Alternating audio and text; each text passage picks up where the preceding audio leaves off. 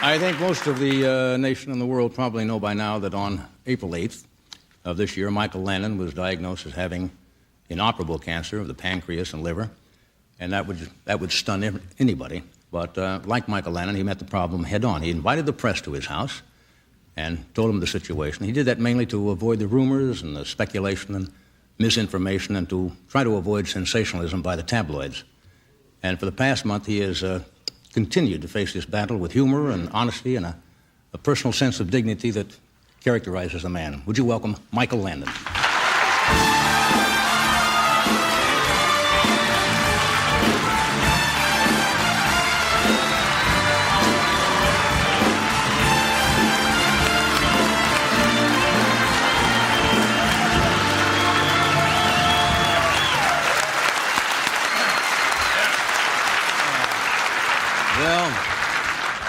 By the way, yes.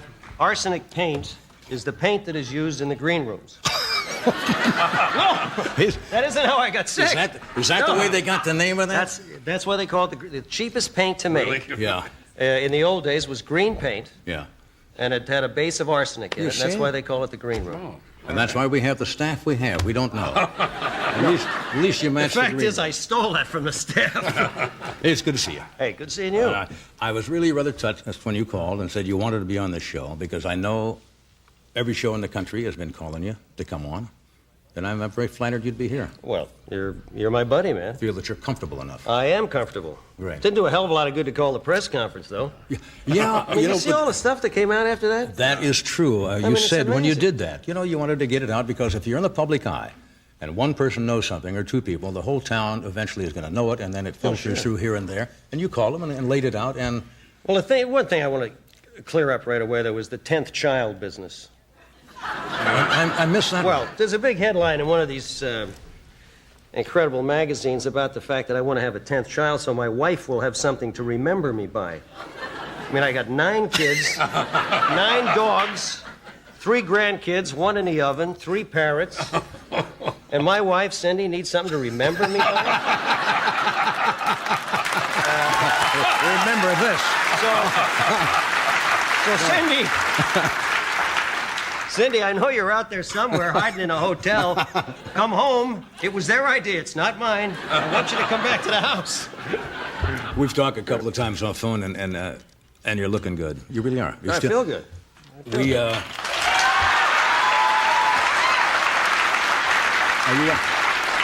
Are you working out? I remember the first time you said when you got this news, you immediately got on the floor and did some push-ups. Yeah. And said, hey, nothing wrong.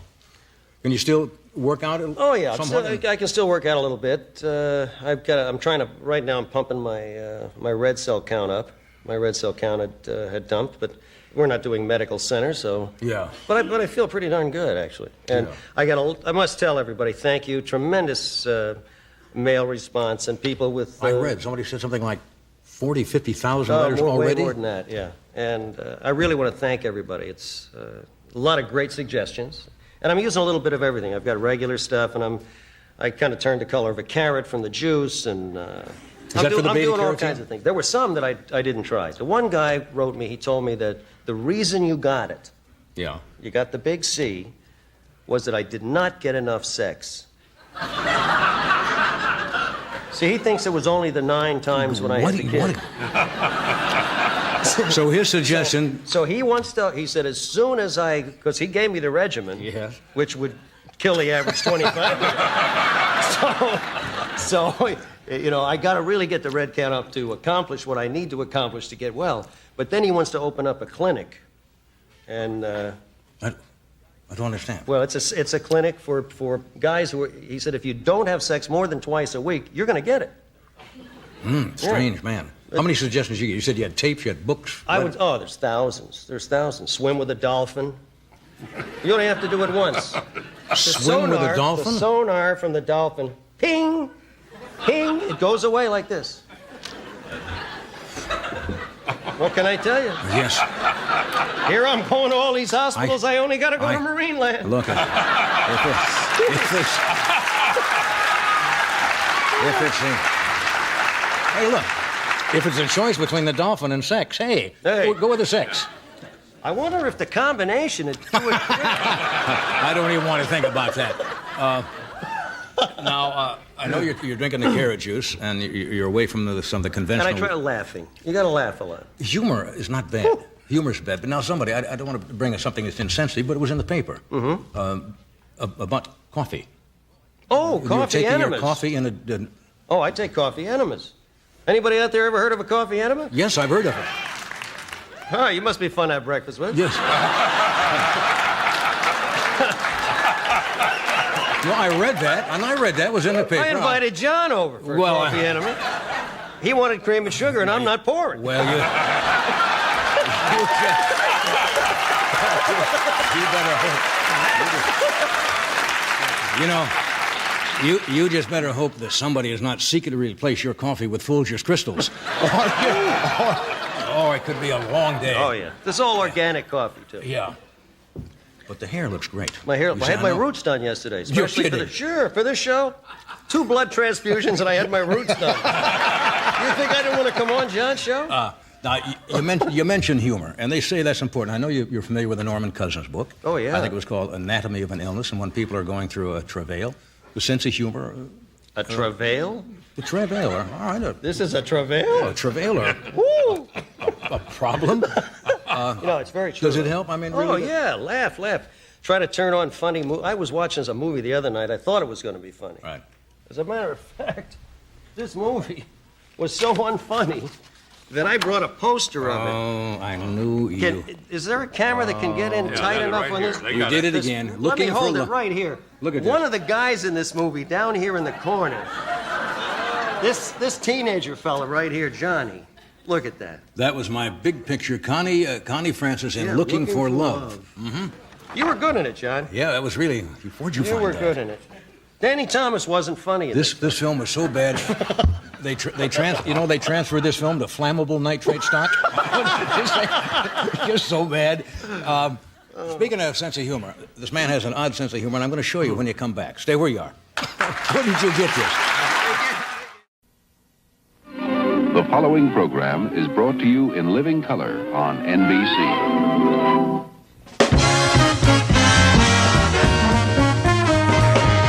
From Hollywood, The Tonight Show, starring Johnny Carson.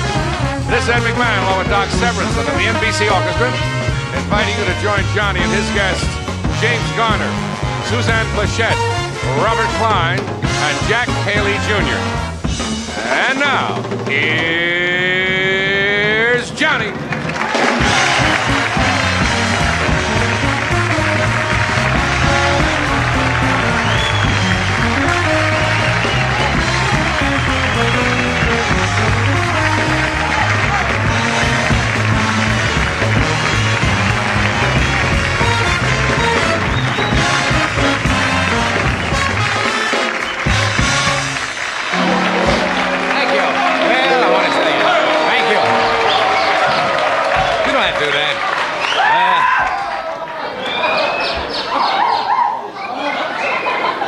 Settle down.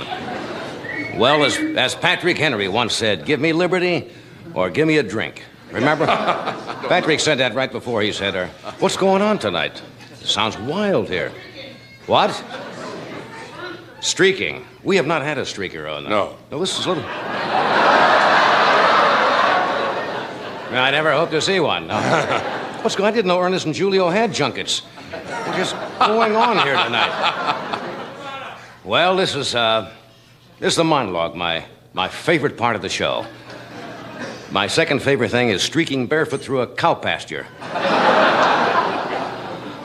And if you've never streaked through a cow pasture, you don't know what I'm talking about. You know something? NBC is smart to schedule me after the news.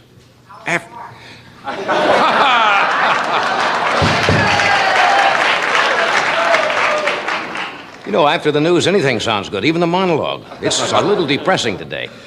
Well, there's good news and bad news. The bad news is it's income tax time, and the good news is that means we're all thinking like Nixon. I'm going to... What is it, April 15th, isn't it? Oh, yes. Yes. It's a little painful this year. As a matter of fact, they refer to it now as Preparation HR Block. That's what they... Yeah. I had a business manager today because at the end of the year I try to figure out all my deductions, and I've got, my Yes. business manager, Bert Bushkin. Bert Bushkin is one of the shrewd business managers of all time. You know what he wanted to do with all my money this year? Take all my extra money and put it into a chain letter. Good old Bert. Bert's not funny, but he has some... He had another great idea. He got me into a big man's clothing shop in Tokyo.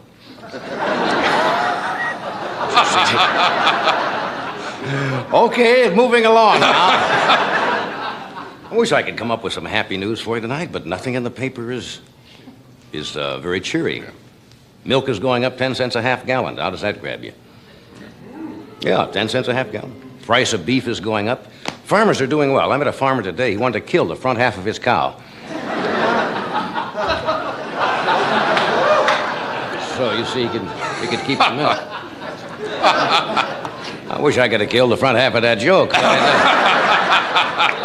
Hey, speaking of streakers, and somebody did a moment ago, did you see the latest one?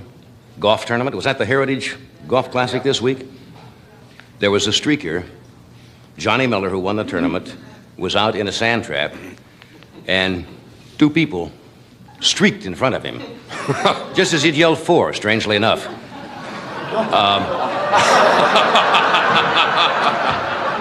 Oh, what else would he yell? Six? I mean, they came out. I mean, it was an open tournament, but I think it was a little too far. Actually, it threw some of the golfers off. At the next green, Arnold Palmer got so upset, he marked his ball with his underwear instead of a marker. That's what he... Well, what else is... Oh, here's some good news. Was in the paper today. Scientists think they have found a way to keep people living. Would you like a tum? What? No. Would you like a tum? A little indigestion there. It's $1.98 heartburn. What the hell was I talking about? Oh, if you're interested, they think they can keep people living by lowering their body temperature. Normal body temperature is what, 98.6, something like that? They have found out, only in mice so far, that if they lower the body temperature like 86 degrees, you could live to be 200 years. Isn't that fascinating? What, crawling around like that? What? No. They're just trying it on mice. That doesn't mean that you're going to crawl around. I don't know what I like the idea of the last 100 years of your life gumming ice cubes, though, just to keep the temperature down there. You know what that means? I'll be paying alimony for another 160 years.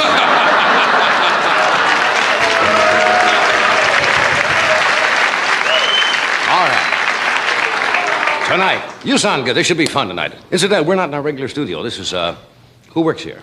Red Dean Fox? Martin. No, Red Fox doesn't work anywhere. Dean Martin. Got no window. I can't work in here. Dean. We're in Dean's studio. Right. Yeah, all right. So we'll be here for how long? 2 weeks. These stuffies, Fred? We'll be here how long? 2 weeks. Studio. 2 weeks. Two 2 weeks. Anyway, tonight we have, did you tell them? Yes, but you may repeat it. All right, we have James Garner with us tonight. Yeah. Suzanne Plachette. Yeah. Robert Klein. Yeah. And Jack Haley Jr., who's going to produce the Oscar show, come up next Tuesday. Has got some film clips of some of the strange, kind of unusual things that have happened on Oscar telecast the past, how long have they been doing it? And some film from the early days. Anything else I'm leaving out? Oh, yes, we have a visitor, but we won't announce him now. Well, it may be safe with this crowd. Thank you for coming. We'll be with you in just 1 minute.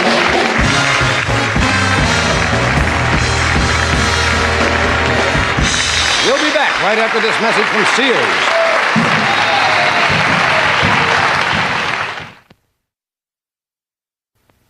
Sears Lady Kenmore compactor turns this much garbage, 15 bags full, into one neat little package. Bottles, bones, cans and all. And Lady Kenmore deodorizes while it compacts as much or more garbage than a family of 4 piles up in a week. But it won't work until the hidden key lock is turned on. 15 bags full into one leak-resistant package you dump once a week. Sears compactors clean up after more American families than any other compactor.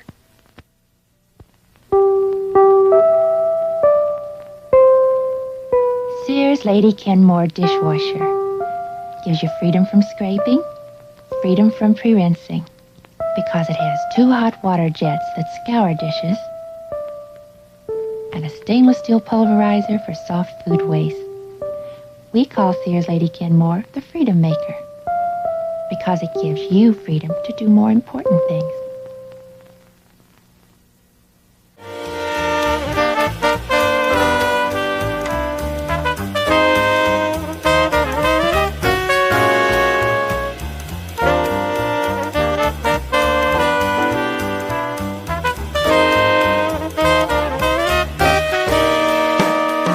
Ladies and gentlemen, what excitement.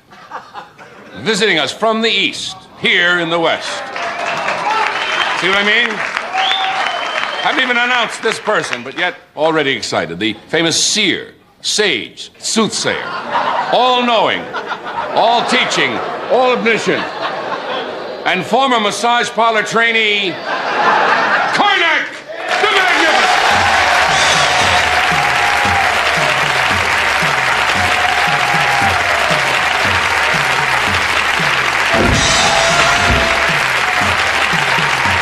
All right, Carson. I'm always tempted to help you, but I know I must not lay hand on your person. One does not. Is it against our religion? Yes, it's a violation of some sort. That is true. Yes. Welcome once again, O soothsayer, O sage, O seer. I hold in my hands the envelopes. These envelopes have been hermetically sealed. Kept in a mayonnaise jar on Funkenwagnall's porch since noon today. No one knows the contents of these envelopes. But you, in your divine and mystical way, will ascertain the answers without having aforeseen the questions. Sounds impossible. But you, in your impossible way, will do it. The first envelope, hermetically sealed. I will divine the answer Yes. to this question. Kept in a mayonnaise jar. On Funkenwagnall's porch. And I will give you the answer, Yes. having not seen the question. Since noon till day.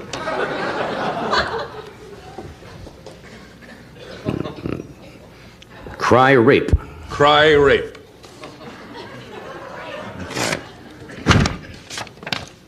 What should you do when you pay for gas?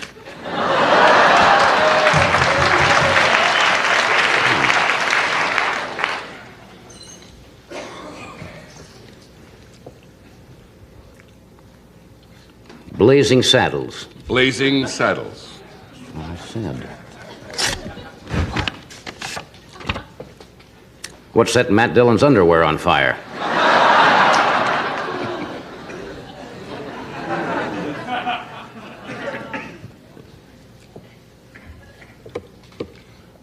The naked and the dead. What do you see if someone is streaking forest lawn?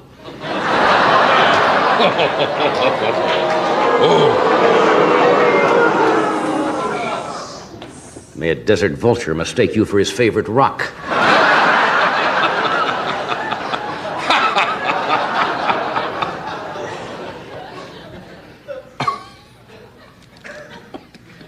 That tickled Please. my risibilities. Well, you should have your abilities, tickled. Dennis Weaver. Dennis Weaver.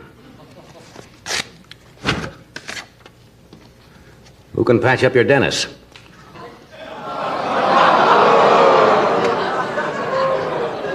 May a diseased holy man wrap his figs in your omelet.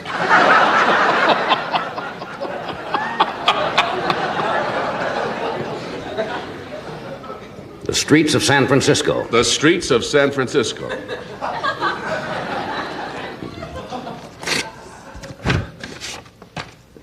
Where won't you find Mrs. Alioto?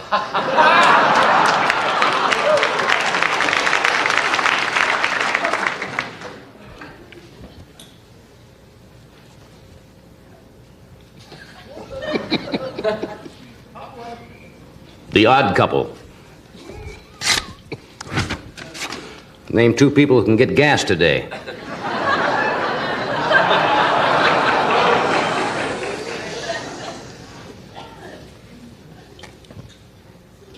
A shareholder. A shareholder.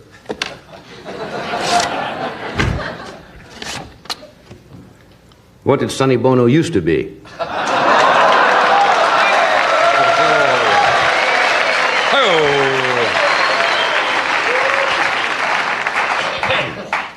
Super dead. What did you say when your mom is pregnant? Super dead.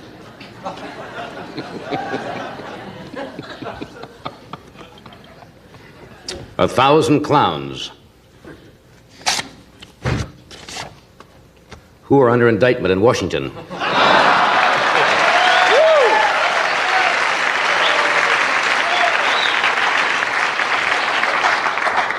I hold in my hand the last envelope.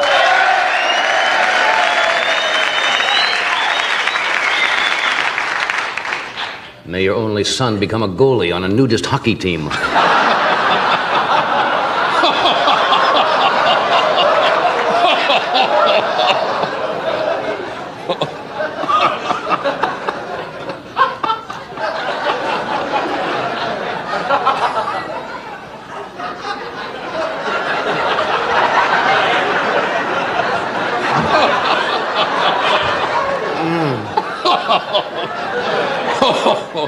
A losing streak.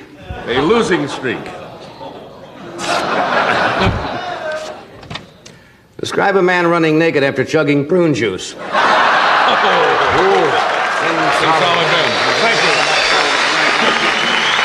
Partner, the magnet. Stay tuned. We'll be right back after this word from one of our sponsors.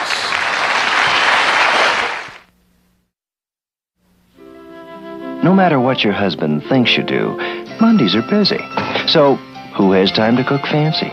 Of course, that means Monday dinner can be pretty blah. Well, here's a fast, easy way to stop the Monday dinner blast. Banquet Heat and Serve fried chicken. Crisp, evenly fried chicken in minutes. Children will be delighted. And your husband will be absolutely transformed.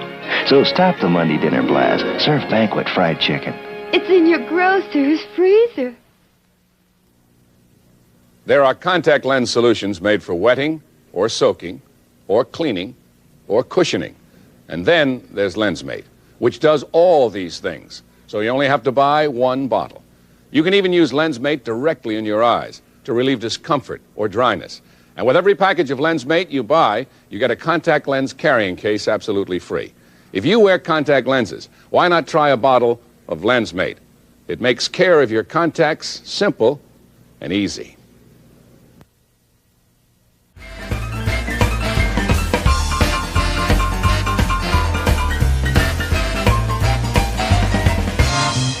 Oh, we're back. Yes.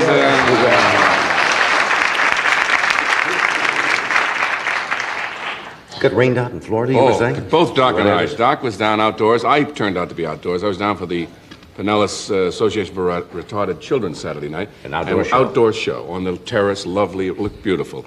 And now, it never rains in Florida, as you know. Once in a while, they have a monsoon. Right. And they had one Saturday night. My tuxedo when I was through looked like I borrowed it from Mickey Rooney. Just awful.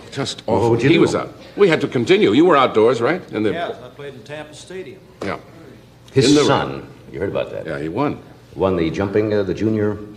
Yes, the Tampa Invitational, International Invitational or something like that. It's the jumping, right? Yeah, right the horses. over the fences and all that. And Doc's son came in first place. Isn't that great? That is great.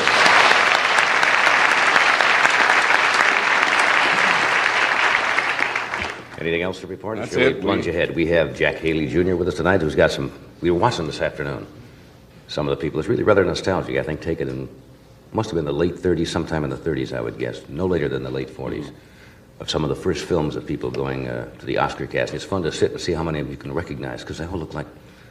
Gary Cooper looks like a kid film like that. And then some of the crazy things that have happened where somebody has got the wrong award, and one of them, the person didn't show up at all. They announced the winner, and the winner never did show up. Really? Oh, yeah. And Sammy had the first time somebody gave him the wrong envelope for the wrong category. Just little disasters. Remember a few years ago when the podium sank? Oh, yes, yeah. Bob Hope was out there, somebody was talking, and the podium just disappeared Into the ground. So we've got some of those film clips to show you. We have Robert Klein, Jimmy Garner, and this lovely young lady, who's a fine actress. She plays Bob Newhart's wife, Emily, on the cleverly enough title, The Bob Newhart Show. Would you welcome... She's a little dingy. No, dingy's not a She's not dingy. Well, I mean dingy, I mean outgoing. She's gregarious. outgoing, but she's very lovely. I'm not dingy. I don't think. That's what I said. You're welcome, the dinghies, the San Plachette. I was right.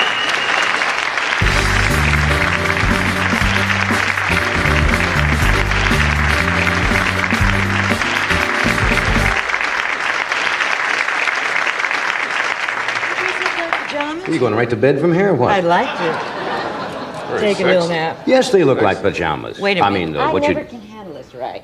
How's that? Very chic pajamas. Something always gets caught where it shouldn't. Well, yeah. Elegant? What? Yes, it is. What, how do they describe that in the women's wear? I mean, what would this be? A lounging, It's probably what's wrong with this picture, everything. No, I'm serious. No, because when I try and get my act together, something always goes wrong. I usually get a spot on the elbow.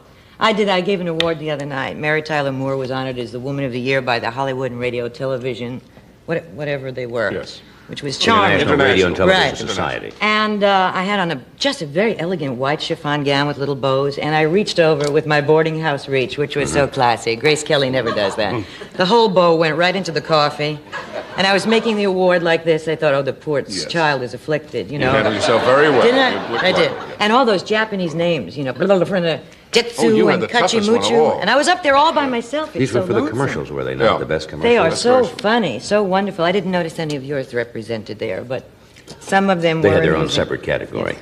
I have to tell you something strange has happened in my life. Really? I'm a Sounds like daughter s- again. You're a That's what? why I'm trying to be very elegant tonight. You're a daughter again? Yes, my mother and father have moved to Los Angeles. Oh, My I see what you father mean. I couldn't is- figure that out. Is running the Schubert Theater, which Out is here. terrific because I get lots of freebies. I go in, hello, I'm Mr. Plachette's daughter, boom, right in. He did that in Second New row York center. all his life, did he not? Yes, he had the Paramount Theater then. When And I you was got to very go- popular, and I haven't had a friend since he lost the theater. And you get free tickets? Yes. Would you like to go, sweetheart? You my I was best just friend? there. I was Huh? just there the other night at the Schubert Theater to see See Sunshine Boys? Jack Albertson and Sam Levine and Sunshine Boys. Oh, it's terrific. I love it. And they're here. And, you know, I had the blonde hair up until about 12 minutes ago. I know your hair changes frequently when Well, you come here. I don't. I got a letter from somebody who watched your show. It was really very funny. She said, next time you want to change something, move the furniture. Cruel. That's cruel. And it's interesting that people who asked me why I did it were always people who had dyed hair. So my final answer turned out to be, well, same reason you did, sweetheart. You know, and they left me alone. They were very sweet. What difference does it make? But anyway? it doesn't. I mean, it's just fun to fool around. But my mother and father got off the plane with her plant, which she calls Mother, which is the mother of all the other little plants that have sprung from it. And she said, Jean, Suzanne's not here. I was standing right in front of her. And He she said, didn't that know. blonde broad over there, that's your daughter.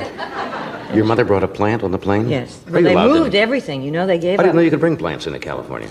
Well, it's not a rare exotic thing. It's just a frond. You know, it was a grape ivy. Oh, I didn't know you could do that without stopping at the border or They something. just put a little avocado dressing Don't you on have it. to She do said that? it was her salad. Oh, I see. She came off eating the plant, and who bothered her? Mother's strange. Is your mother a strange. little, is Oh, that where yes. you pick it up? I beg your pardon. Is that where you pick up your joie de vivre, Yes. your love of life, Don't your... you think I'm a tribute to mental health? Yes. But Let's take a poll. I think I'm healthy. do you follow your mother or father? Thank you. Thank you. I've got a story to tell you, if I may. We have nothing Well, planned. you know me as We're here for the show anyway, you know. you know me as a nice married lady, right? Certainly. And I told you that nothing racy ever happens to me. Yeah, I never read in the I fan lied. magazines about some No, kind I of... lied. Before I met Tommy, Did something happen? there is a man here tonight with whom I was nude. James Garner, and I'm going to tell it to you right here. His wife and his child are here, and I'm going to tell you the truth. We did a picture together, and I did my one and only nude scene. Are you putting this on? No, I swear to God. Picture called Mr. Budwing, which you may or may not remember. I remember We've the chosen picture. to forget it. And I had to do this nude scene. I mean, I was covered. I had, well, how do you do it neatly? I had pasties and little briefs. But when you're the only one out there in that costume and everybody's got a turtleneck and, you know, boots and a saddle, and all of a sudden everybody has a light to hold and all the executives come Yes. down. Just checking, we want to make sure the budget is right. Did they really do that? And, oh, yeah, everybody. They're silly about it. And I was dying. And I will tell you... What was the scene? We were husband and wife in bed, and then I'm seen leaving for a later scene where I'm supposed to be nude under a Right. coat. So you saw my back.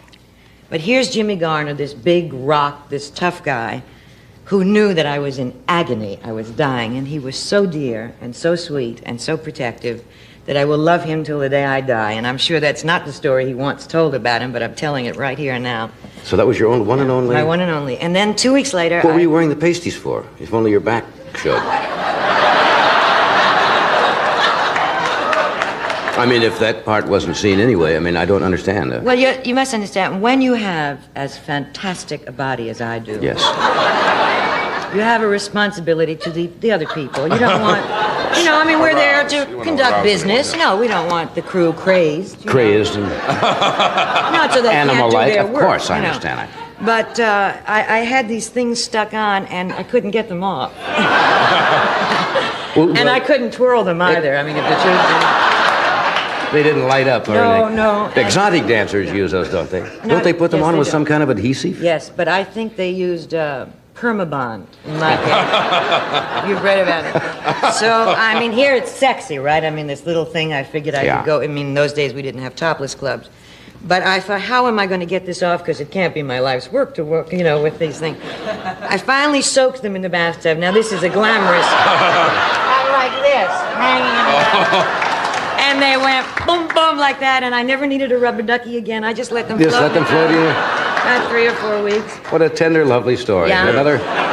Another secret revealed right here. Yes, there is a little tiny follow-up. On Hollywood Hotline. If I may just, with all due respect to James, I went to see 2 weeks later Americanization of Emily with a girlfriend of mine in Westwood, and you know how wonderful he was in that. And I'm looking at it like a fan, right? I don't know that I'm an actress. And I thought, oh, isn't he wonderful? Isn't he attractive? Oh, my God, I was in bed with him nude 2 weeks ago. It never had anything to do with the fact that he was there. Well, now, it's business. It's a professional thing. But, I mean, I will tell you how this all wound up. Nothing provocative and sexy. I am the mother of his godchild, and his wife is one of my closest friends. Well, that's good. We cleared that up right here on Hollywood Hotline. That's what we're telling you here. Hi, Lois, sweetheart, darling. He was nothing. Here you almost were out of the woods on that. We'll take a short break here, and we're going to come back after this commercial, and we're going to talk some more.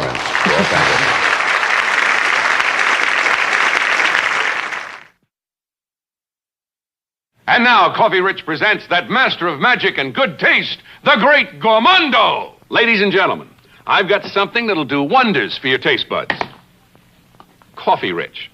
Pour it in coffee to let more coffee flavor come through. Pour it on fruit, blueberries, strawberries. Use it in muffin batter and watch those muffins disappear. Slight miscalculation, my dear. Folks, take it from Ed McMahon. When it comes to taste, Coffee Rich really pours it on. If you're like most homemakers I know, you've got a cupboard full of Campbell's soup. And when you've got a cupboard full of Campbell's soup, you've got a cupboard full of recipes for great economy dishes. Like this tuna noodle bake. Campbell's cream of mushroom soup makes it smooth and flavorful. Campbell's kitchen-tested recipe makes it quick and easy. The best way I know to stretch my food budget is to reach into my cupboard for a can of Campbell's soup. Campbell's makes your cooking good.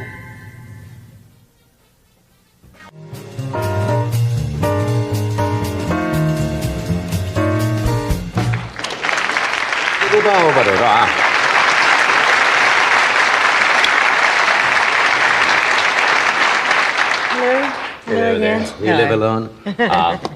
If you just joined us, that's the way it goes. What else to say? But we have your friend and your co-partner. Yes. Jimmy Garner with us tonight, and Robert Klein and Jack Haley Jr. That's a terrific lineup. Yeah, did you ever do a Western? You're from New York, right? Yes. You know how physical I am. You're active, aren't you? No, if I don't have... I would prefer to be carried by litter bearers everywhere. I don't like to move. No, I don't believe in physical exercise, as you can tell by my body falling apart. Well, come on now. No, I once took a tennis lesson because we inadvertently bought a house with a court, which we discovered after we'd bought it. And I thought it was decadent not to try. And you took a lesson. So I bought all those outfits. I looked like Gussie Moran until I got the racket out. And a very lovely man, came up to give me a lesson, and I did one of those shots. My form was wonderful, and I cut his shin open.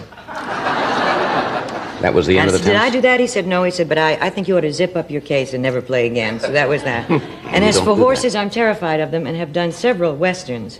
You will see me mount with great authority And then you'll see a broken human being going, "No, what are you doing? He moved! Oh, and they have 17 wranglers holding the horse.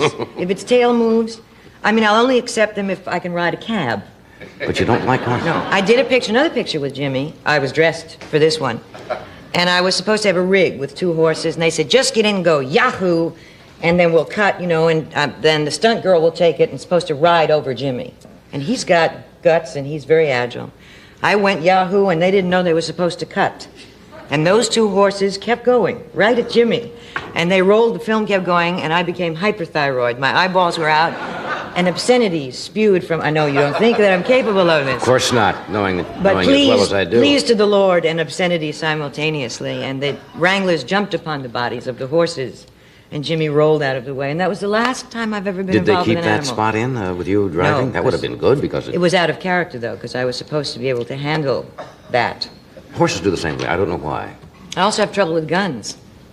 When you're supposed to... I always have those heavy parts where you go, all right, baby, and this is it. I'm you always don't a like tough guns. broad. The gun jams, I break my nail, my eyes close when I fire it. Now, Victor Buono and I have Who was done... it told that story one night? Some well-known Western. Edward G. Robinson. Yes, Mervyn Mervyn. Leroy was on the Mervyn. show when they did Little Caesar. And here he's playing the toughest gangster of all times. And every time he would fire the gun, he closed his eyes. And they had a terrible time of getting him to fire this gun without blinking. Well, I'm not You do very the same good at thing? that either. I've done about 5 different pictures with Victor Buono in which we actually played the same people of different nationalities. One time he was Chinese, and we were in Istanbul once, and we're playing the same scene we've played in 6 other films. You're going to give me the jewels, or my dear, I'm going to get, and he's got the white suit on, and I'm playing either Mary Astor or Peter Lawford. I'm not sure which one I was supposed to. Peter Lorre, right. And he's Sidney Greenstreet. And there were Turkish extras, and they're very excited, and they're screaming, and we're having this whole exchange. And 2 Turks fell out of the stands on our heads and attached itself to my hairpiece. And this Turk had my hairpiece hanging from his belt. While Victor and I were saying, and you'll give me the jewels, and I'll go, and we'll do. Very cool. And your hairpiece is in your... In the man's belt. And I never knew it. Maybe you're Went not right- cut out for this kind of work. No, I don't think so. I'm really a klutz. Are you I'm accident prone? You mentioned those things happen? Yes. I fall off curbs. I'm talking to Tommy, but I'm never looking where I'm going. I fell on the couch once while we were eating. Just went. And fell on the couch. Just fell right there. Just came over you, huh? I told you I wasn't physical. Was it because Sorry, of your... we have no children.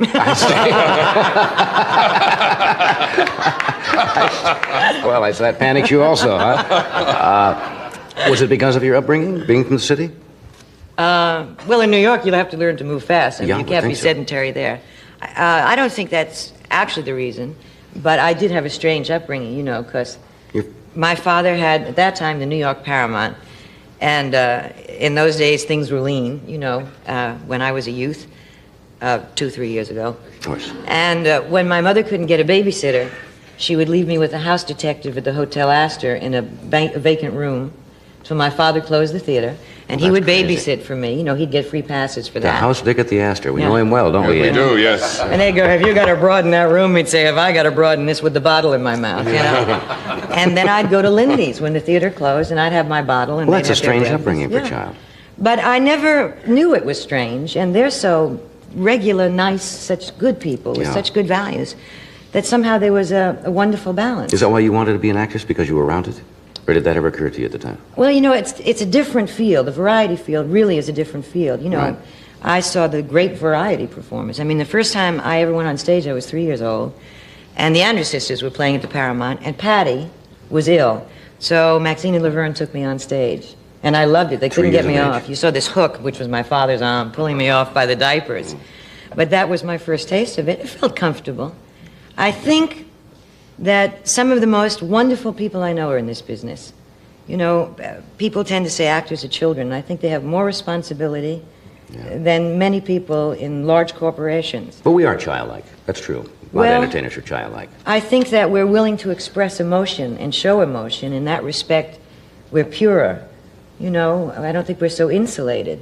But I don't think that's childlike. I think that's wonderful, and I wish everybody could be like that. I've never been called pure before. It's kind of nice. Maybe I better reconsider that. Yes, there are exceptions to every rule, aren't there? All right, I'm going to sell something. Then we'll bring Jim out and get his version of this sordid affair that you had. Smooth. Maybe you should take one Class. before you sell it.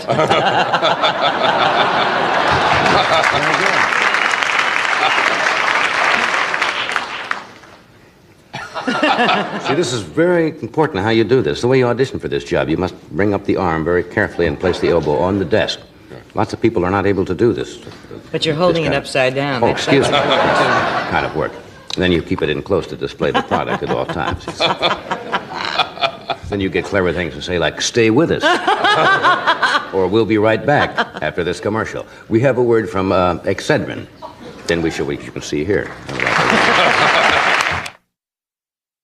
What do you take for pain? If you take common aspirin tablets, let me tell you something. I think my pain reliever works better than your pain reliever. And there were 2 important medical studies on pain other than headache where it did. One at a leading university, the other at a major hospital.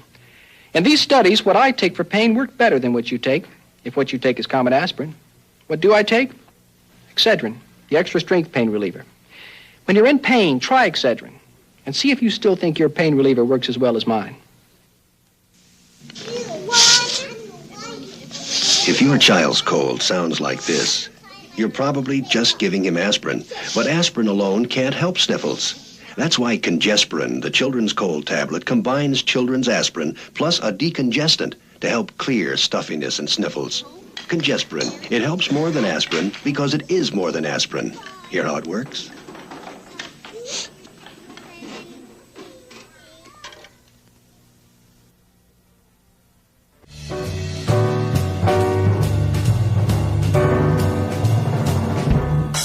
As you mentioned, Jim Garner is a fine actor. He's done a lot of different kind of roles, from light comedy to straight acting, and he will be starring in an NBC pilot called The Rockford Files, which will be March 27th. When will that be? That's tomorrow, isn't it?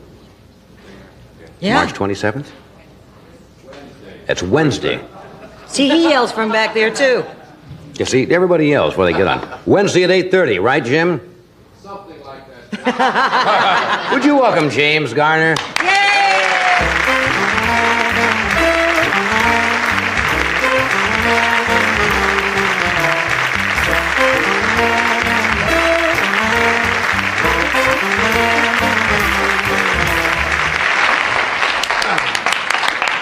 What do you mean something like that? It's at 8:30. Yeah. Is it 8? 8 or 8:30? I don't know, John. I really don't. They wrote it down for me. 8:30 p.m., March 27th. How about that? It's 8:30. That's a Wednesday. That's right, Yes. and that will be on right on our net. How are you, Ding? Fine, sweetheart. You look good dressed, too. Thank you. She never lets me play with the rubber duckies. Now, was her version of this tryst? Well, that's not the right word for it. This movie you made together, a fairly accurate description of the. It's fairly close. Actually, she wasn't altogether nude. We had this. We won't go through the bedroom scene. Yes. But we were out on the Queensboro Bridge. She was really wearing a trench coat over it. She just flashed a little, you know. Your apartment was right near there. Remember? Yes, I know the location well. It was 5 degrees below zero. Was this scene? Yeah. And I must say, this poor girl, and I was so kind to her. I said, why don't you get in the back of the limousine? We didn't have any dressing rooms or anything. Back of the limousine, and we'll keep you warm, you know. Always the gentleman that you are. Oh, always been a gentleman, and I'm very, very concerned about the actress, you know. Of course. I tried my best to keep her warm. I've got bruises, scars, everything. Well, you've had your career, though, in the pictures you've made, there have been several scenes that have been. Well, it almost sounds passé nowadays because what are you trying to say, John? Bedroom scenes, a characterization of Emily. Americanization. Americanization of Emily. Yeah, we had 3 nude girls in That's true. that picture. That was one of the first. And that's really almost passé now with what they're doing in motion pictures. Oh, isn't it was a big thing then. Oh, they made such a. They had a snit about that, you know, until they saw the film, and they said, "Well, that wasn't bad." You know, what was wrong with that? It was done in very good taste. Yes, it was. I liked it. You see, everybody thinks that's very glamorous, but as you know, with all of the cameras and the people and the technicians and the directors and everything, that's got to be a strange. You can imagine what Suzanne went through, 5 degrees below zero, with traffic going along the Queensboro Bridge, And the poor girls out there with a trench coat and whatever else you had under there, which was very, very little. Yeah. They had 3 tugboats run into the bridge that day. But other than that, it was not, but it's not, it's not all that glamorous at times. Let's talk about this series. Well, this projected series, is it not? The Rockford Files? Projected series, yeah. We may or may not. You had a long run in Maverick. You had a long run in Maverick. They How many may years? be picked up, they may not. You never know when you make them. Look at you, John. Nobody had any idea you'd still be here. Did I say something wrong? No, that's true. No, when you start a show, if you can look ahead 5 years, 3 years, and say, I'll be doing that show 3 years from now, that you wouldn't even think look about ahead it. for 3 days. If I figure if I'm still doing it in 3 days, I got it made. Did you get antsy? Did you want to do something? Is that it? I think that's what it is. I get tired of loafing, when you finish a picture, and I always figure I'm in between job. That's singular. I mean, you never know if you're ever going to get another job. I know so many actors. Henry Fonda's that way. Henry Fonda feels like... He's always doing something. I mean, he hasn't been doing it long now, folks. Something like... he's about 50 years, and if he's not working, he'll do a play or something. He'll go on the road in stock. But I couldn't find anything I really wanted to do, and I was approached by Roy Huggins, who did the Maverick series with me, and he had a good idea for a series, and we did it, and I like it. Somebody once said that many actors don't get depressed when they're not working, but when they're working, because everything seems to be going so well. When everything's going real well, a lot of people say, hey, it's all going too well. Yeah, no, when I'm working, I look better, I think. I feel better. I want to get up in the morning. The alarm clock never goes off. I mean, I don't care if it's 5:30 in the morning, I'll beat it up by 10 minutes. Yeah. I'm anxious to go to work. Is that series still playing, obviously playing somewhere on reruns, Maverick, is it not? I don't know, John. I don't get residuals. You don't? No. That was before residuals. I'm the only actor that ever did a television series for 3 years, and it cost me $8,000. I'm a good businessman, too. You must have my Bert Bushkin. Yes. Bombastic Bushkin line joke. Bombastic Bushkin. They call him in the trade. No, I don't know. I understand. People tell me they see it occasionally, but I don't. I've never seen it. They had you now. This happens. They talk about typecasting. Somebody does a picture that's successful. You played a lot of roles where you played officers, right? Oh, yeah. Or the young... Yeah. The first thing I ever did. JG, the so forth. First thing I ever did was a Cheyenne episode, and I was the irate lieutenant. Right. You always got to have an irate lieutenant if you're doing a cavalry or army or something. I mean, how can a hero look smart if you don't have somebody dumb? So you played the second Louis I always. played the dumb guy. You got to go by the book. Well, everybody knows that no hero goes by the book, right? And I got to be the irate lieutenant. I was good at it. Yeah? Yeah, I was dumb. You like those roles, huh? Typecasting. And then I graduated to the other guy. That's right. Well, then you were the lead. That was all. And they got another guy who played the dumb. Yeah. I like those guys that I got to look more superior than. Is there any role that you haven't done or you turned down in your career that you wish you'd have done? No. I don't think so. No, that's going to go nowhere. Is there any role that you took that you wish you hadn't? I've only played one. Is there any role that somebody else took that you wish you'd done? Is there a role I could do that you wish? I always took the wrong one, John. No, I don't know. I'm not the type of actor who, I don't want to do King Lear. I don't want to do, Shakespeare or any of those. I do like to work, though. I like to keep busy. It's like somebody said, why are you going back into television, Gee, me, why not? I'm an actor. Yeah. I'm an actor, and that's my business, and as long as I can keep working, I don't care. It's like people pick on commercials.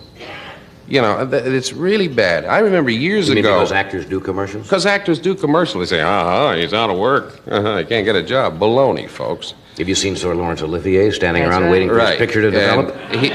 You're right. And he ain't coming hurting along for any work. minute now. And he's... when you're an actor, I think you should do everything, and I wouldn't be adverse to doing a commercial. I think that, you know, that's our business. If we should. See, but you got to fit the commercial to the actor. Yeah, but you don't look like the $1.98 upset stomach type. You know, you got to get you something that matches. Who do you need, John? Very good. I'm the before. You know, years ago there was a thing. If you were on Broadway, you know, and some actor on Broadway would go to Hollywood and they say, he's sold out, he's gone to Hollywood, you know. They looked down upon going to do motion pictures. They did for a while, but... Yeah, well, yeah, but then it came the motion picture actor, he's doing television. They looked down on it, right? Not so anymore. And it's the same thing with commercials, and it won't be long till you have Helen Hayes doing a television special now, which I'm sure she wouldn't have thought of some years ago. The medium's grown.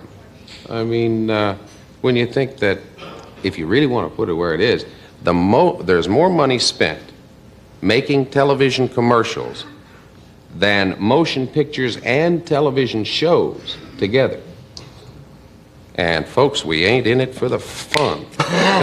Oh, certainly you are. Oh, of course we are. Yeah, you did some singing and dancing on a couple of shows you were in, did you? One of the best, John. What, didn't you do a couple of specials where they had you singing and... Yeah, years ago I did one with Bing Crosby, and I did a couple of dinosaur shows.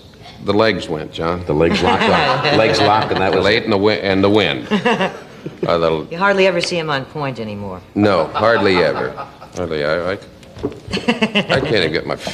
She's dancing. Dancing is not my thing.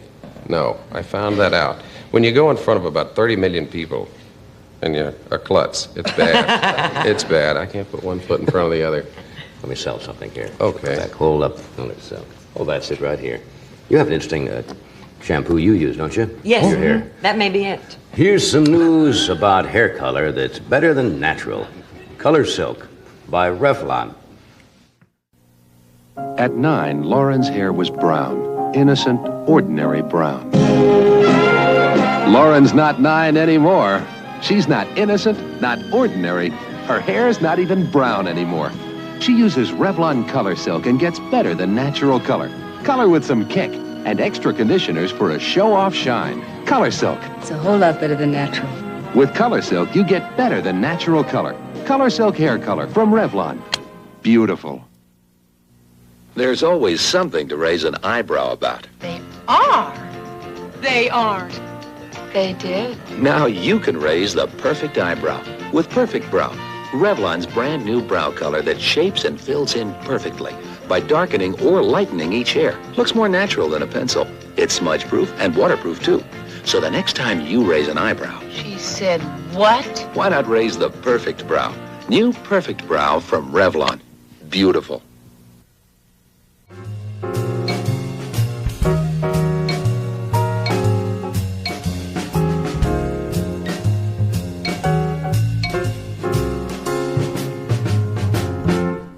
Bob Klein is with us tonight. He is currently appearing here in Los Angeles, the Troubadour. And he'll be down there. Isn't that where the Smothers Brothers just were? And John Lennon was there, and there was a big fiasco?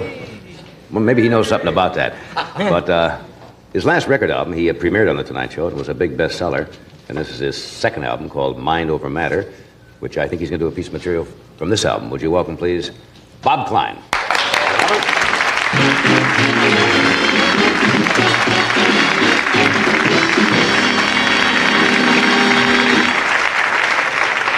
Good evening. Thank you. You were talking about heroes, and I've been playing so many of the universities and colleges, you know, and desperately in search of heroes. Really, they don't know who's the hero anymore. And they're still trying to use the same gambit on the football leagues, to use the football players. Athletes are a major source of heroes for us. It's about the only pool we have at the moment. Politicians are kind of on the low ebb at the moment. And, you know, they have them do these kind of ludicrous anti-drug commercials that the kids don't believe. They're very corny, obligatory. Hello, I'm a tight end. I do not turn on. Thank you. I'm wide receiver Clack Clackman. I shoot up on the field. Ah! Sure you do, Clack. Everybody behaves on the sidelines like, get him, get him, get him, get him.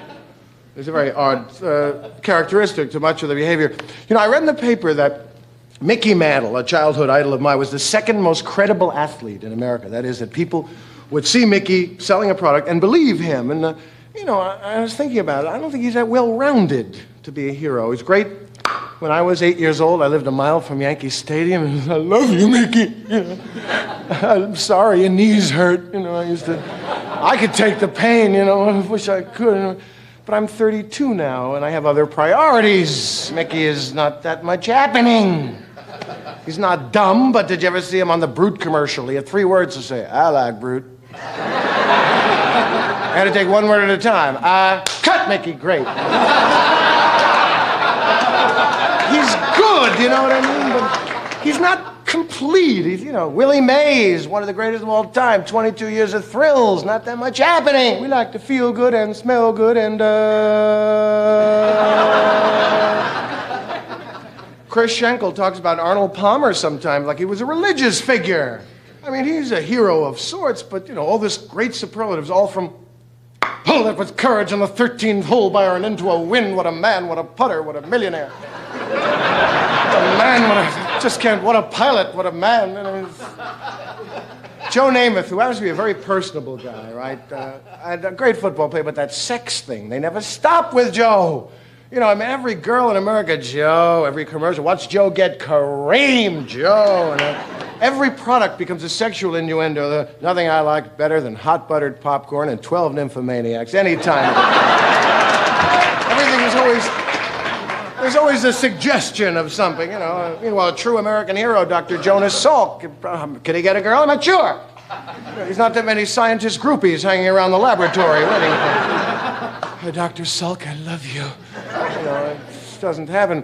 I saw Gerald Ford's inaugural, and I don't think he's the hero. I see before me America. I'm sorry. I wouldn't have minded that sort of dull speech, but it was December, and you're not supposed to have the vice president in December. It's supposed to be in January. I looked at my calendar, and no one was saying anything about it. They were all smiling. It's a great event, How about a little more candor about why we were there to begin with? I'm here today because the last guy was a crook. How about just...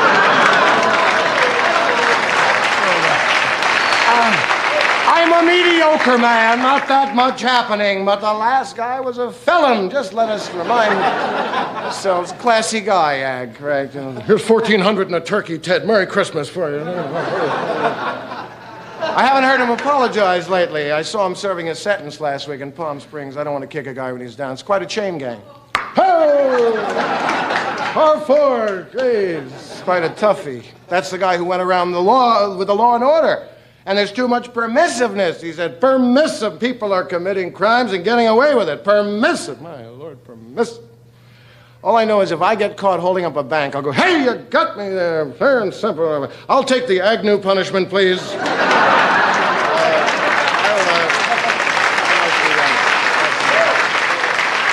I can just get the Agnew sentencing, thank you. According to my calculation, you owe me 60 days. Here, I'll take it.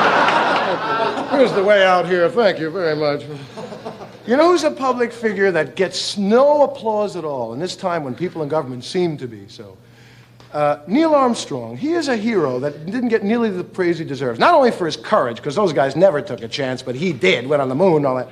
But how about the integrity? Do you realize in this age of this kind of dishonesty what that man could have made from being the first man on the moon? I mean, a little backstage deal, and he sets himself up for 26 lifetimes, puts his foot on the moon and goes, Coca-Cola! A giant step for mankind.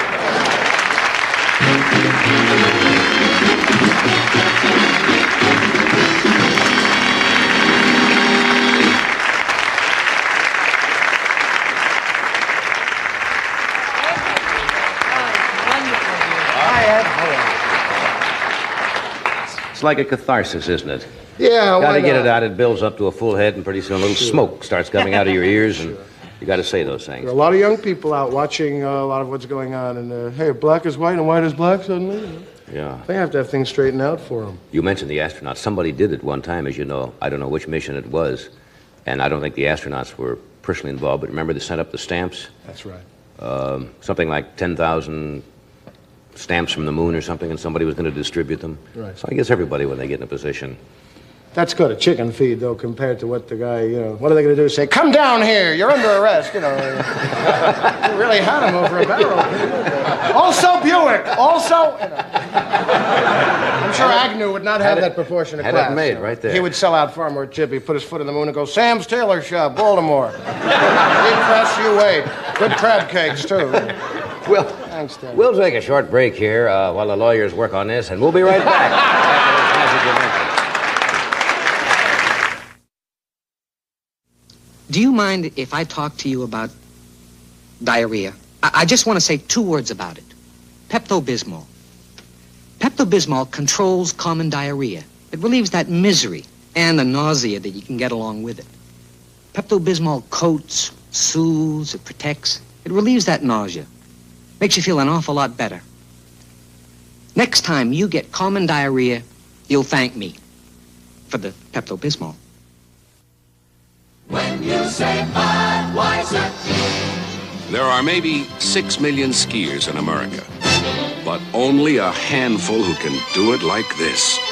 Being really good at anything has never been easy. The Budweiser people understand that, too. They're making sure that caring isn't just a memory. When you say Budweiser, you've said it all.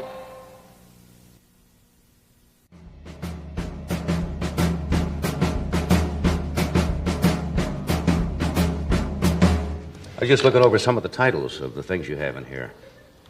Jacques Cousteau. I'm just making a noise with my straw here. I'm sorry. It's like a childhood thing. You know, don't play with your soda. Remember that? No, I remember when you used to try to blow the outside thing on the ceiling. Well, this is the kind of thing you never get away with. Do you remember the wrapper, and you'd crimp the wrapper and then sail clear across the room and hit little Rebecca Sonzo right square in the eye. Great after high school. That's one of your favorites, is Jacques Cousteau. Yes, he is a marvelous... marvelous man. Yes, the thing that's about it is mostly the illusion, though. You know, they show you an hour. It's such a great show, really, but you don't know it took 6 boring months to make that 1 hour with these 22 angry, horny Frenchmen on that ship. Tempers get crazy with switchblades. I kill you, Marcel! That's my sea chest! They got very... Stay away from that penguin. That is mine, you know. The Walrus Otto is yours, you know. They got crazy. It is wonderful, but his voiceover is... He gets very personally involved with things. Right. The sea is a personal experience to him, you know. He invented scuba, you know. He did? Yeah, he invented it during the war. Era. And the sea, I mean, he and Thor Heyerdahl, both the guy who wrote Kon-Tiki, they even go the most remote parts of the Pacific and they'll find a Tootsie Roll wrapper. You know, there's a sign of civilization everywhere now. Even the Antarctica, they say. Yeah, we are everywhere. We have been doing the naughty things. Have you opened the Troubadour yet, or are you there Tonight? now? Tonight is the opening. Tonight is the opening, and I'm happy to be in Los Angeles, which is a big city. This is a kind of small tour for me, and it's nice to be in a place with this many friends. I'm from New York, you know, and you can get something to eat at 4 in the morning, get off of work. If you're hungry in Valparaiso, Indiana at 4 in the morning, you eat your arm, Johnny. They don't stay open late there, do they? Not too. There's a little private hamburger stand, not a chain, with an old man in a paper hat and tattoos and no teeth. How do you like them? Check, please. You know, you fade. Or there's a string of very sweet all-night pancake houses. You have them a lot here. They're good, but it's just what your body needs at 5 in the morning. You have the blueberry pancakes going to insulin shock. You get a grip on your neck here from the sugar and the calcium propionate and the gum arabic and your maple syrup can really drive you up the wall. That's nice. You ever read those things that are on products nowadays? Oh, you don't want to see those. So this is sort of a good stop. Also, the Troop is a good room, and my album just busted, and haven't been on the show in a while. That's right. Yeah. I miss it. I sort of, it makes me fresh, and I think really delighted to be on. Yeah. And, you know, everybody sees it. Everybody's always asking me questions. They don't know about the show. They see it. It gets into their houses. It's a weird thing. Yeah. You just played, which is interesting to me, the Air Force Academy. Yeah. Now, military things are quite well structured, you know, and discipline and so forth. Now, how do they react to what you were talking about, especially when you get into the topical, the political areas and so forth? The older ones were really regular guys. They were trying to be as much as you can in the context of epaulets, you know, and a steel thing in your back. It's strict. It's tough for them. I think the younger kids, I did 2 shows with Helen Reddy, and they were more a little, prepare to laugh, laugh, you know, very much together. It was very little rowdyism, actually. Oh, they're not too rowdy at the Academy. No, but like, I was talking to this kid. They were very kind to me and the cadre and all that, and they were nice. And we were easy to spot. The musicians came high, and they were fiddling with the Isaac Newton hair. They looked much out of place. They were very kind and nice. I did talk philosophy with this boy. I saw a young 4th classman being hazed. And I said, now, what's that for? I cannot see how, who are you, you stupid idiot? I'm 4th classman Harold. That sort of nonsensical making them eat like this is going to really make them better soldiers later. Yeah, they've done away, I think, a good deal with a lot at of West it, Point, or trying to phase it out. Because it's masochistic, really, in a way. Yeah. Most of the times, Johnny, I play a lot of colleges. You have a dressing room off the gymnasium with very show business atmosphere, lights, and do not dribble excessively. Desire is half the game. You know.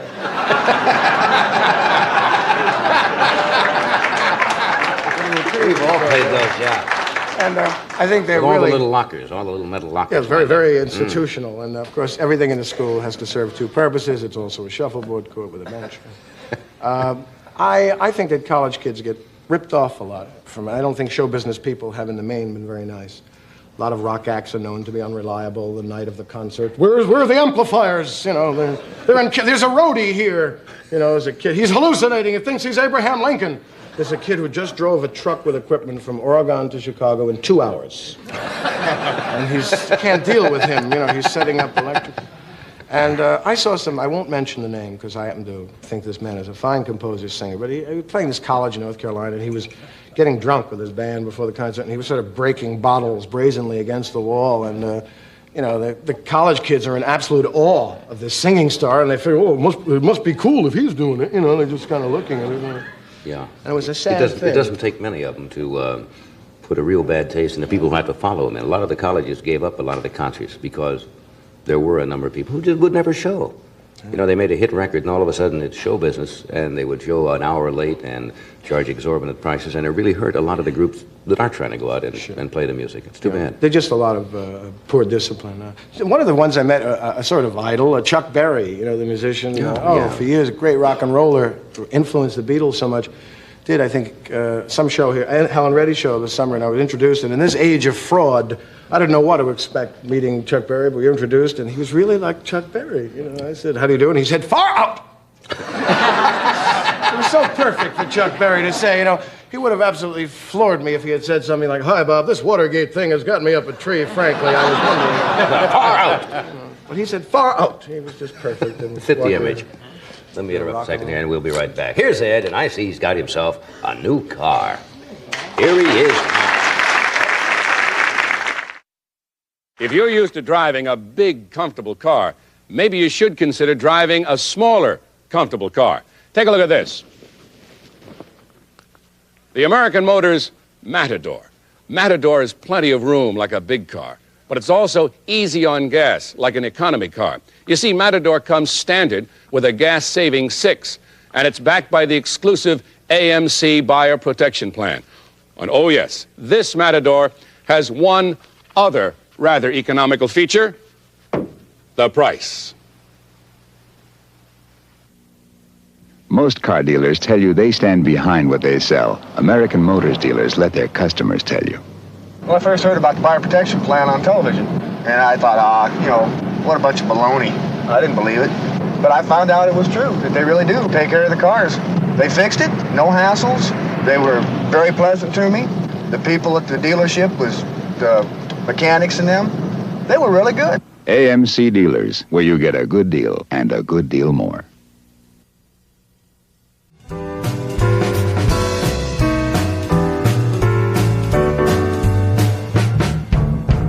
Jack Healy Jr. is with us tonight, and he will be the producer of the 46th Annual Academy Awards show, which will be sent on NBC next Tuesday, April the 2nd, and he also produced, directed, and wrote a film dealing with the best of MGM's musicals entitled That's Entertainment, and will be out in early May. Would you welcome Jack Healy Jr.?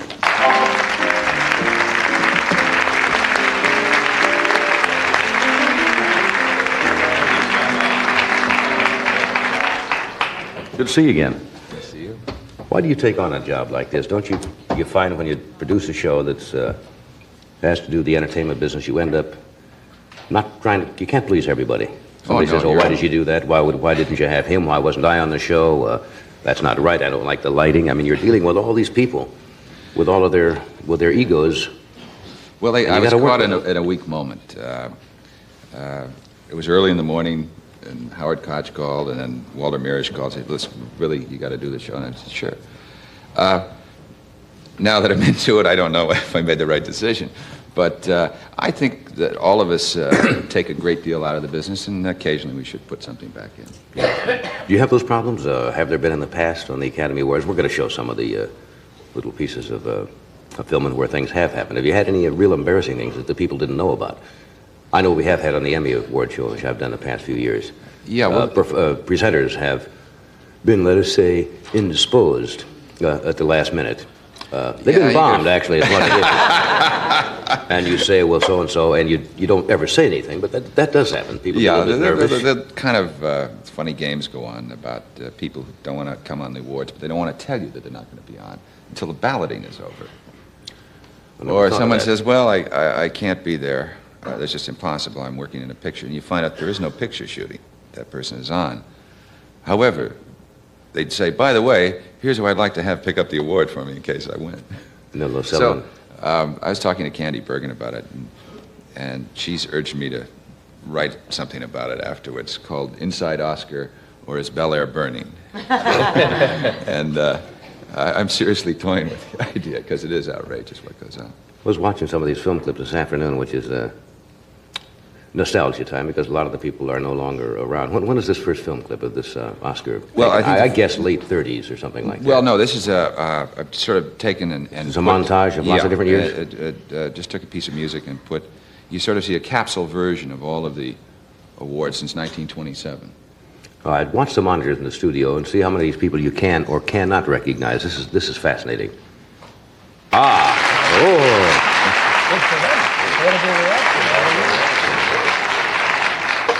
Some of those people in the early clips look like absolute kids, didn't they? But now you're talking about from back in the early 30s. That's from 1927. From 1927, some of those?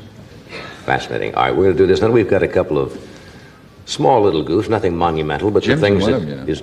I am. Jim is in one of those. Yeah, that's yes, right. You are. Lana, yes, right. Yeah, or something.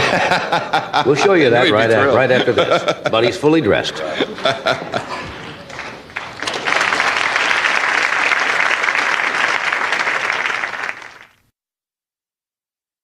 For Helen Keller, greatness began quietly as the breeze in the honeysuckle of her Alabama birthplace.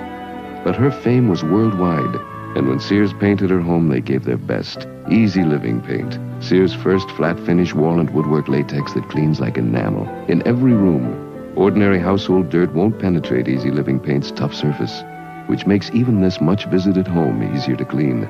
Sears Easy Living paint for great American homes like yours. This is one time when you want things to be perfect. Hormel makes Cure 81 hams only one way, dependable. You made everything just so we made Cure 81 lean and tender. Everyone's counting on you to make the day. You can count on Cure 81 to be flavorful. Each Cure 81 earns its registration number by passing 17 Hormel inspections. You earn the praise each time you serve it. Dependable Cure 81 hams.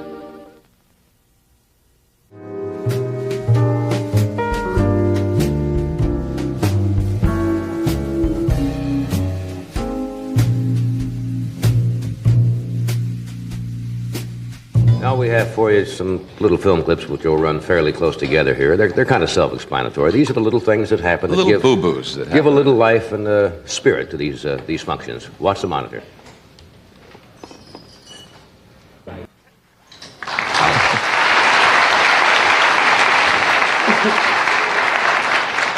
See, this is live television when you do these things, and that's what makes these shows, half of them, are the things that do happen, and you can't cut out of the tape, and there they are for all time. We have another one here. I don't know which this one is. This is a case of a presenter not being there, also two people accepting.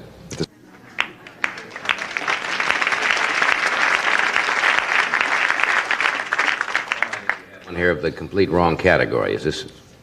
I'm not sure what's going on now. We'll go ahead and roll it, and we'll find out. I think what this presenter doesn't show up. Yeah, this Or could be accept- Steve Allen and Jane Meadows as the presenters, or... All right, I guess we ran out of time. We can't show the other one. We had the one more. I can tell you that Sammy was up reading the best song and went through all the nominees and said the winner is so-and-so for Tom Jones. And he hadn't even mentioned Tom Jones. Somebody had given him the wrong envelope. It was a complete wrong category. It's the only time in the history of the Oscars ever, and it happened to happen to Sammy Davis. And there's not much you can And do he about says, that. wait till the NAACP. Right. Then he pulled back. Has anybody ever come up and... Didn't somebody take a fall one year? Yeah, well, we've have a whole bunch of film that... I'm only showing you little pieces here, but in the opening of the show, we have people going the wrong way, stumbling, falling, whatever. They always tell them usually before the show, or at least they do on the Emmy. See, now, when you receive the award, you exit to your right. You got that. Now, here are these people, all professional entertainers. You leave the stage from your right. They come up and grab the award and walk right into the curtain, or they go off to the left, or they go back to their seat. Doesn't seem to make any difference how many times you... I love it because sound men, you know, we have the best equipment in the world in Hollywood. Sound men don't believe that the mic works. They all bend over to talk. Thank you very much. You would think those people of all would know that those mics are hot and will work. It's due, but they always don't kind of have to lean all into them, bend don't over. they? All right, we'll be right back.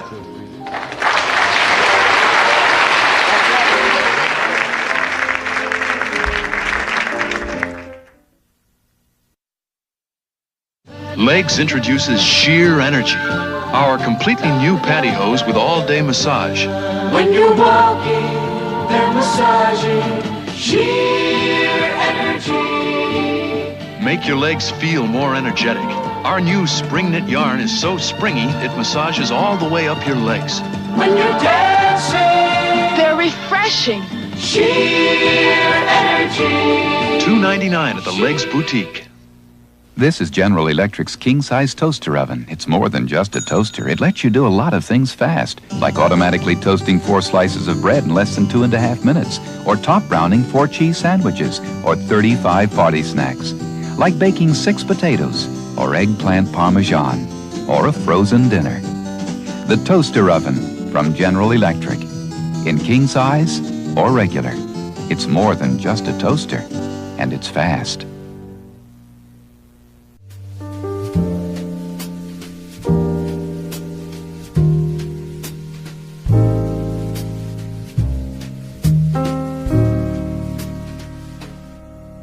Well, as usual, Jack, I suppose, frankly, everybody in the country will be watching as they usually do. The Oscars next Tuesday night. That's April 2nd on NBC, and that's at what time? Well, check your local paper. We start early in the morning rehearsing. And if you don't have a local paper, That's phone rehearsed? somebody.